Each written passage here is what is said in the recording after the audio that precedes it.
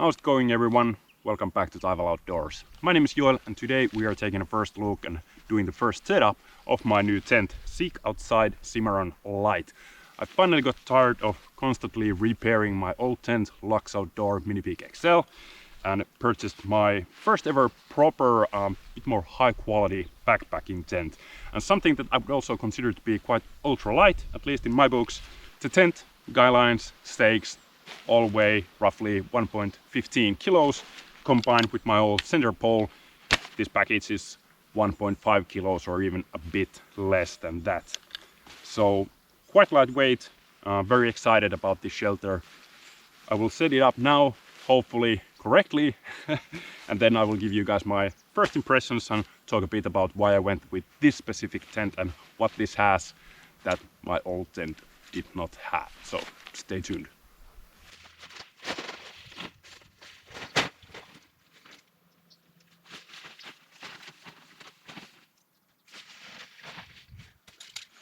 All right, seems already a lot bigger than my old tent while still being quite a bit lighter as well. Interesting. Very interesting material as well. I think it's still nylon, never had anything with that material. So excited to see how it performs. Well, we just hit the first obstacle. Looks like we're not setting anything up before I untangle all these pieces of cordage and put them in the corners of this tent. All right, so I tied my loops. I have just a simple loop on the other side of the line lock system and stopper knot on the other side. So 4 of these, 4 corners staked in. So we should already be all set up to put in the center pole.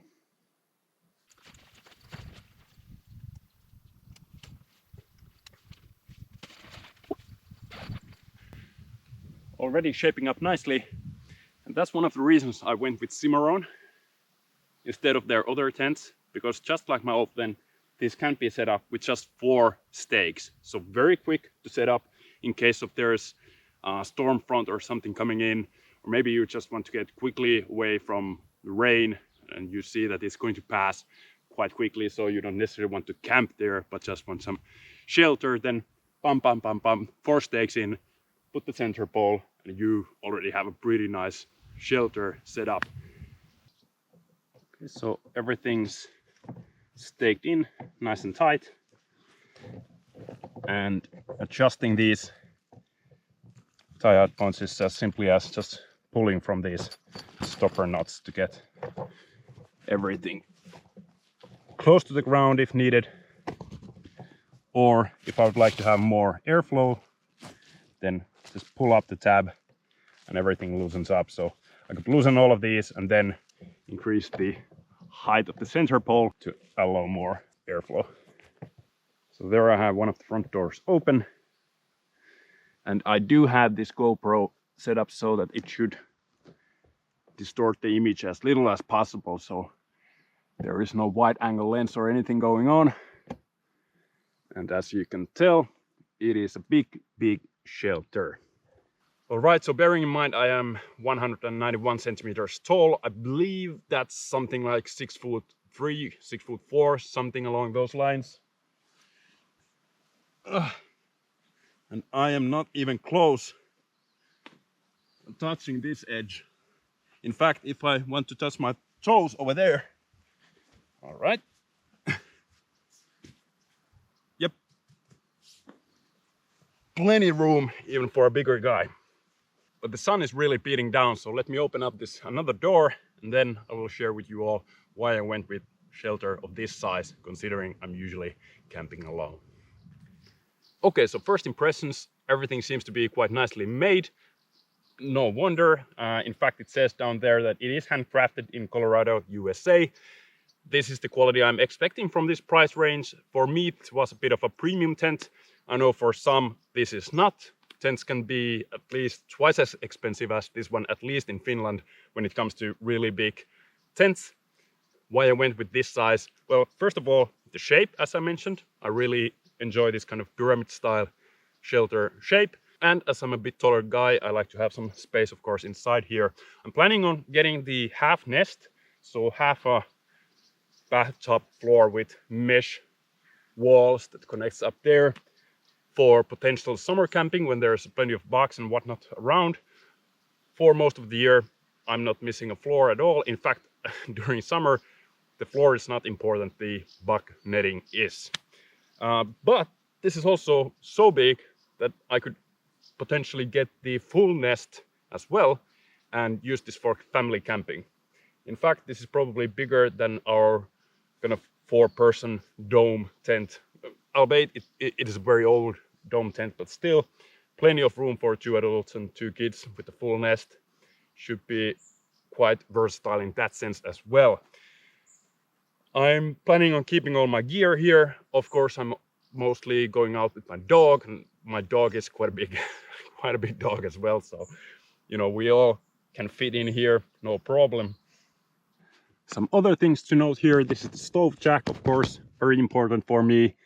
1 ventilation triangle here with bug netting.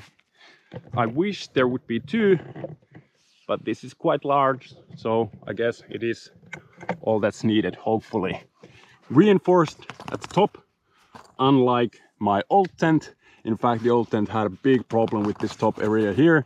I know that some of you are writing comments right now that, oh, why don't you put like a, I don't know, socks or half-cut tennis ball or something up there to alleviate the stress. But in my opinion, if you are making a tent that is going to be under heavy stress due to the center pole and whatnot, if the tent cannot handle that stress without the user doing additional steps, such as adding some padding there, then the tent is poorly designed, in my opinion. Simple as that.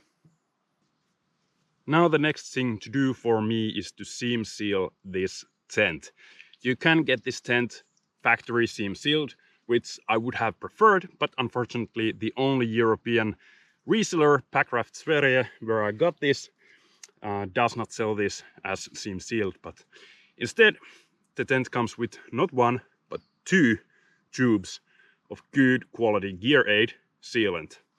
And this is another difference to my old tent, which also had to be seam sealed, but it came with 1 measly tube that was probably half of this size, if even that. So first of all, it wasn't enough. Secondly, even after I purchased a good quality sealant and did the seam sealing as per instructions, it still leaked because some of the seams and kind of the loops that were inside of the tent were so poorly designed that it simply couldn't be seam sealed enough.